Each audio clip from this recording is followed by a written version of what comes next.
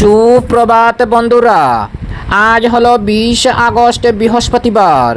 আজকের সকালের বরাক উপত্যকার শ্রীভূমি, করিমগঞ্জ, শিলচর, হাইলাকান্দি সহ আসামের বিশেষ বিশেষ খবরগুলি হলো: সমগ্র দেশের ঘরে ঘরে নিরাপদ ও সাশ্রয়ী পাইপলাইনের মাধ্যমে গ্যাস পিএনজি সংযোগে পৌঁছে দেওয়ার লক্ষ্যে কেন্দ্রীয় সরকারের উৎসাহ প্রকল্পে অনুমোদন।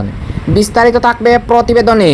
রাজ্য সরকারের অতিরিক্ত জেলায়ুক্ত এবং নিম্ন পর্যায়ের প্রশাসনিক আধিকারিকদের অধিক ক্ষমতা প্রদানের সম্ভাবনার বিষয়টি খতিয়ে দেখবেন বলে অসমের মুখ্যমন্ত্রী হিমন্ত বিশ্ব শর্মার প্রকাশ। জনগণনা অর্থাৎ সেন্সাসে লোকগণনার দায়িত্বে নিয়োজিত শিক্ষক শিক্ষিকাদের পারস্পরিক সমঝোতা অর্থাৎ মিউচুয়াল ট্রান্সফারের ভিত্তিতে বদলির নির্দেশনার সংশোধন। 14 দিনের মধ্যে নতুন স্থানে যোগদানের শর্ত প্রত্যাহার। আগামী 6 জানুয়ারি থেকে 5 ফেব্রুয়ারি পর্যন্ত অসম রাজ্যের বিদ্যালয়সমূহের 3টি পর্যায়ে গণ উৎসব আরম্ভ। শিলচরে গৌহাটি ও গৌহাটি শিলচরের মধ্যে চলাচলকারী যাত্রীবাহী ট্রেন বাতিল ঘোষণা। পরকীয়ার সন্দেহে স্ত্রীকে হত্যা, পুলিশের হাতে গ্রেফতার স্বামী। হাইলাকান্দির উন্নয়নমূলক কাজের পর্যালোচনায় গৌহাটিতে বৈঠক মন্ত্রী কৌশিক রায়ের। এবং অসমে বেসরকারি কোচিং সেন্টার অর্থাৎ প্রাইভেট শিক্ষা প্রতিষ্ঠানের নিয়ন্ত্রণে নতুন নিয়মে বাধ্যতামূলক হবে রেজিস্ট্রেশন। তাহলে বিস্তারিত খবরে যাওয়ার আগে অবশ্যই ভিডিওটিতে একটি লাইক দিয়ে চ্যানেলটি সাবস্ক্রাইব করে পাশের বেল আইকনটি বাজিয়ে রাখবেন এবং ফেসবুক পেজে দেখে থাকলে পেজটি ফলো করে ভিডিওটি শেয়ার করবেন যাতে সঠিক খবরগুলি সবার কাছে পৌঁছাতে পারি। এবার শুনুন আজকের খবরের বিস্তারিত। প্রথম খবর, দেশের ঘরে ঘরে নিরাপদ ও সাশ্রয়ী পাইপলাইনের মাধ্যমে গ্যাস পিএনজি সংযোগে পৌঁছে দেওয়ার লক্ষ্যে কেন্দ্রীয় সরকারের উৎসাহ প্রকল্পে অনুমোদন। সমগ্র দেশের ঘরে ঘরে নিরাপদ ও সাশ্রয়ী পাইপলাইনের মাধ্যমে গ্যাস পিএনজি সংযোগে পৌঁছে দেওয়ার লক্ষ্যে সরকার উৎসাহ প্রকল্পে অনুমোদন জানিয়েছে। আগামী 1 সেপ্টেম্বর থেকে এই প্রকল্প কার্যকর হবে। কেন্দ্রীয় পেট্রোলিয়াম ও প্রাকৃতিক গ্যাস মন্ত্রক জানিয়েছে, সক্রিয় পিএনজি সংযোগের সম্প্রসারণ প্রক্রিয়া আরও দ্রুত করার জন্য এই প্রকল্প কার্যকর করা হবে, যাতে আরও বেশি পরিবার তাদের রান্নাঘরে পাইপলাইনের মাধ্যমে গ্যাস ব্যবহার শুরু করতে পারে। বর্তমানে সমগ্র দেশে 1,74,00,000 ঘরোয়া পিএনজি সংযোগ রয়েছে। মন্ত্রক জানিয়েছে যে এই প্রকল্পটির মাধ্যমে সিটি গ্যাস ডিস্ট্রিবিউশন কোম্পানিগুলি নতুন নতুন এলাকায় পিএনজি গ্যাসে পৌঁছে দেওয়ার জন্য পদক্ষেপ গ্রহণ করতে পারবে। এলপিজি সিলিন্ডারের তুলনায় পাইপলাইন বাহিত গ্যাস অধিকতর নিরাপদ ও সুবিধাজনক বলে মন্ত্রক উল্লেখ করেছে। অপরদিকে অসমের রাজ্য সরকার অতিরিক্ত জেলায়ুক্ত এবং নিম্ন পর্যায়ের প্রশাসনিক আধিকারিকদের অধিক ক্ষমতা প্রদানের সম্ভাবনার বিষয়টি খতিয়ে দেখবেন বলে অসমের মুখ্যমন্ত্রী হিমন্ত বিশ্ব শর্মার প্রকাশ। অসম সরকার রাজ্যের অতিরিক্ত জেলায়ুক্ত এবং নিম্ন পর্যায়ের প্রশাসনিক আধিকারিকদের অধিক ক্ষমতা প্রদানের সম্ভাবনার বিষয়টি খতিয়ে দেখবেন বলে অসম রাজ্যের মুখ্যমন্ত্রী ডক্টর হিমন্ত বিশ্ব শর্মা জানিয়েছেন। অসমের গৌহাটির রূপনগরে গতকাল কামরূপে মহানগর জেলা সংহত আয়ুক্তের কার্যালয় উদ্বোধন করে অসমের মুখ্যমন্ত্রী হিমন্ত বিশ্ব শর্মা বলেন, জনসাধারণের কল্যাণে প্রশাসনিক ক্ষমতার অধিক বিকেন্দ্রীকরণ জরুরি হয়ে উঠেছে। তিনি বলেন, অতিরিক্ত জেলায়ুক্তের আরও বেশি ক্ষমতা প্রদানের সম্ভাবনার বিষয়টি পর্যালোচনা করে দেখার জন্য আগামী মাসে জেলা আয়ুক্তদের একটি বৈঠক আহ্বান করা হবে। সরকার সম্ভাবনা প্রকল্পের অধীনে চক্র আধিকারিক, খণ্ড উন্নয়ন আধিকারিক এবং সমজেলা আয়ুক্তদের যেসব ক্ষমতা হস্তান্তর করতে চাইছে, বৈঠকে সেসব বিষয় নিয়ে আলোচনা করা হবে বলে অসমের মুখ্যমন্ত্রী হিমন্ত বিশ্ব শর্মা জানিয়েছেন।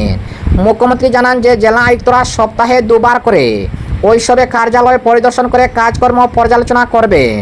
অপরদিকে লোকগণনার দায়িত্বে নিয়োজিত শিক্ষক ও শিক্ষিকাদের মিউচুয়াল ট্রান্সফার অর্থাৎ পারস্পরিক সমঝোতার ভিত্তিতে বদলির নির্দেশনার সংশোধন। 14 দিনের মধ্যে নতুন স্থানে যোগদানের শর্ত প্রত্যাহার। রাজ্যের প্রাথমিক শিক্ষা সঞ্চালকালয় লোকগণনার দায়িত্বে নিয়োজিত শিক্ষকদের বদলির নির্দেশনার সংশোধন করেছে। এই অনুসারে সঞ্চালকালয় লোকগণনার দায়িত্বে নিয়োজিত শিক্ষকদের বদলির নির্দেশনা প্রদানের 14 দিনের মধ্যে নতুন স্থানে যোগদান করার শর্ত প্রত্যাহার করেছে। উল্লেখ্য, সঞ্চালকালয় গত 10 আগস্ট পারস্পরিক সমঝোতার ভিত্তিতে অর্থাৎ মিউচুয়াল ট্রান্সফারের ভিত্তিতে শিক্ষকদের বদলি প্রক্রিয়া আরম্ভ করেছিল। সেই অনুসারে লোকগণনার কাজে নিয়োজিত একাংশ শিক্ষকের বদলির নির্দেশনা লাভ করেছিলেন। অন্যদিকে রাজ্য সরকারের পক্ষ থেকে এই কাজের জন্য যুক্ত আধিকারিক ও কর্মচারীদের বদলি প্রক্রিয়া বন্ধ রাখার নির্দেশের পরিপ্রেক্ষিতে সঞ্চালকালয়ের নির্দেশে পালন করে বদলি হওয়া শিক্ষকরা নির্দিষ্ট সময়ের মধ্যে নতুন স্থানের কাজে যোগদান করতে পারেননি। বিষয়টি নিয়ে শিক্ষকদের মধ্যে প্রতিক্রিয়া সৃষ্টি হয়। প্রাথমিক শিক্ষা সঞ্চালক সুরঞ্জনা সেনাপতি গতকাল এক নির্দেশটুকে পূর্বের সত্য প্রত্যাহার করে এই মর্মে এক বিজ্ঞপ্তি জারি করেছে। অপরদিকে আগামী 6 জানুয়ারি থেকে 5 ফেব্রুয়ারি পর্যন্ত অসম রাজ্যের বিদ্যালয়সমূহে 3টি পর্যায়ে গণ উৎসব আরম্ভ। আগামী বছরের 6 জানুয়ারি থেকে 5 ফেব্রুয়ারি পর্যন্ত অসম রাজ্যের বিদ্যালয়সমূহে গণ উৎসবে 2027 অনুষ্ঠিত হবে। অসম রাজ্যের সব জেলার মিশনের সমন্বয়ক এবং জেলা কর্মসূচি সমন্বয়কদের কাছে পত্র প্রেরণ করেছে। পত্রে উল্লেখ করা অনুসারে অসম রাজ্যের 35টি জেলায় 3টি পর্যায়ে 2027 সালের গণ উৎসবে অনুষ্ঠিত হবে। প্রথম পর্যায়ে 13টি জেলায় 6 জানুয়ারি গণ উৎসবের সমূল্যায়ন এবং 7 থেকে 9 জানুয়ারি পর্যন্ত বহিমূল্যায়ন করা হবে। দ্বিতীয় পর্যায়ে 12টি জেলায় 19 জানুয়ারি সমূল্যায়ন এবং 20 থেকে 22 জানুয়ারি পর্যন্ত বহিমূল্যায়ন করা হবে।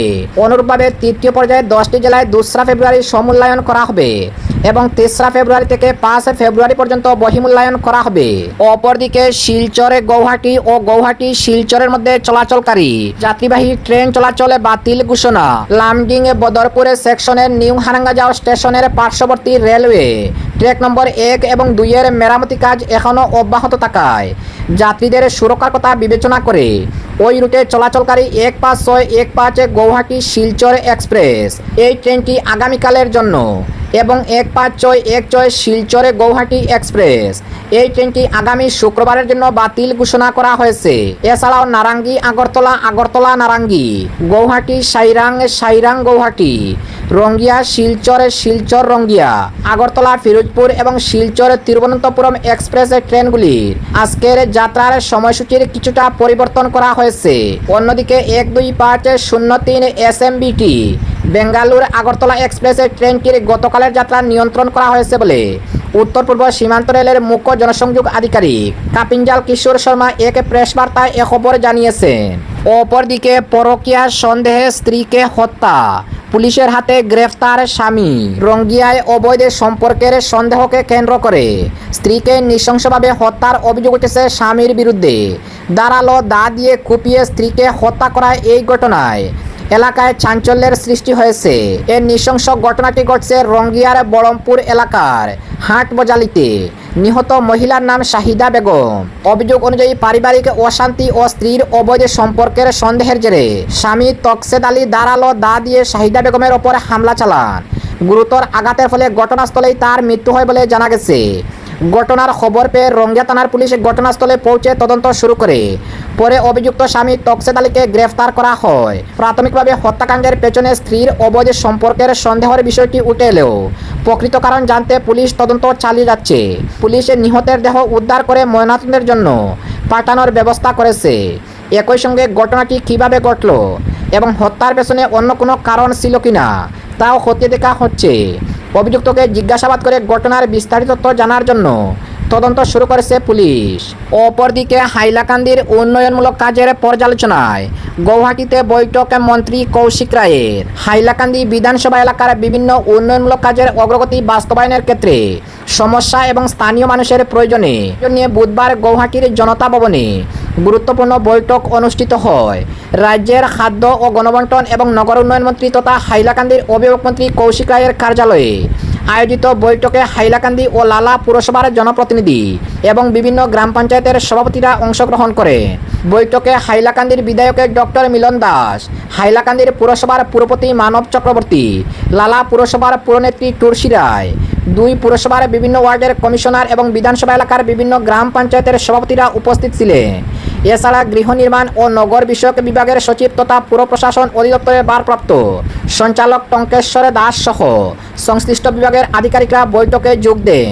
বৈঠকে হাইলাকান্দি ও লালা পুরসভার চলমান এবং ইতিমধ্যে সম্পন্ন হওয়া বিভিন্ন উন্নয়ন প্রকল্পের অগ্রগতি পর্যালোচনা করা হয়।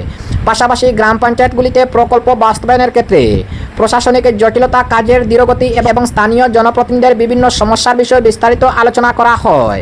এবং আজকের এই শেষ খবরটি, অসমে বেসরকারি কোচিং সেন্টার অর্থাৎ প্রাইভেট শিক্ষা প্রতিষ্ঠানের নিয়ন্ত্রণে নতুন নিয়ম বাধ্যতামূলক হবে রেজিস্ট্রেশন। পড়ুয়াদের নিরাপত্তা, পরিকাঠামোর মান এবং মানসিক স্বাস্থ্যের সুরক্ষায় বেসরকারি অর্থাৎ প্রাইভেট কোচিং ইনস্টিটিউটগুলির জন্য শীঘ্রই নতুন নিয়ন্ত্রণ কাঠামো চালু করতে চলেছে অসম সরকার।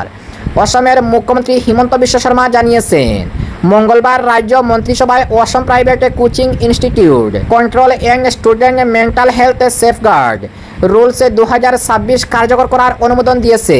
নতুন নিয়ম অনুযায়ী যেসব বেসরকারি কোচিং ইনস্টিটিউটে 50 বা তার বেশি ছাত্রছাত্রীরা রয়েছে তাদের বাধ্যতামূলকভাবে রেজিস্ট্রেশন করতে হবে। সংশ্লিষ্ট জেলার ডিস্ট্রিক্ট কমিশনার রেজিস্ট্রেশন প্রক্রিয়া পরিচালনা ও তদারকির জন্য নির্ধারিত কর্তৃপক্ষ হিসাবে দায়িত্ব পালন করবেন। মুখ্যমন্ত্রী আরও জানান, রেজিস্টার্ড করা কোচিং ইনস্টিটিউটগুলিকে প্রতি বছরে রেজিস্ট্রেশন নবীকরণ করতে হবে। বার্ষিক কমপ্লেন্সের অংশ হিসাবে প্রতিষ্ঠানগুলিকে পরিকাঠামো, নিরাপত্তা সংক্রান্ত শংসাপত্র জমা দিতে হবে। এর মাধ্যমে কোচিং সেন্টারের ভবন ও পরিকাঠামো নির্ধারণ, নিরাপত্তার মান পূরণ হচ্ছে কিনা তা নিশ্চিত করা হবে। নতুন নিয়মে পড়ুয়াদের মানসিক স্বাস্থ্য ও সামগ্রিক কল্যাণের উপর বিশেষ গুরুত্ব দেওয়া হয়েছে। পড়াশোনার চাপ ও তীব্র প্রতিযোগিতার মধ্যে পড়ুয়াদের মানসিক স্বাস্থ্যের বিষয়টি ক্রমশ গুরুত্ব হয়ে ওঠার এই ব্যবস্থা নেওয়া হয়েছে। নতুন নিয়ম অনুযায়ী কোচিং ইনস্টিটিউটগুলিকে নির্ধারিত মানসিক স্বাস্থ্য সুরক্ষা ব্যবস্থা মেনে চলতে হবে। পাশাপাশি ন্যাশনাল বিল্ডিং কোড NBC এর অধীনে নির্ধারিত পরিকাঠামোগত নিয়ম পালন করতে হবে। প্রযোজ্য ক্ষেত্রে all India council for technology education AICT university grant commission UGC এর নির্ধারিত নিয়ম মানতে হবে প্রতিষ্ঠানগুলিকে। আরও একটি গুরুত্বপূর্ণ বিধান অনুযায়ী পড়ুয়াদের মানসিক স্বাস্থ্য ও কল্যাণ সংক্রান্ত বিষয়ে দেখভালের জন্য একজনের যোগ্যতা সম্পন্ন কাউন্সিলর নিয়োগ করা হয়েছে। এমন প্রমাণ কোচিং ইনস্টিটিউটকে দিতে হবে।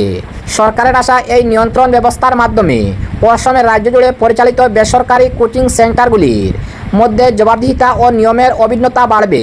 নতুন নিয়মের লক্ষ্য হল কোচিং সেন্টারের জন্য ন্যূনতম মান নির্ধারণের পাশাপাশি পড়ুয়াদের জন্য নিরাপদ ও সহায়ক শিক্ষার পরিবেশ নিশ্চিত করা হবে।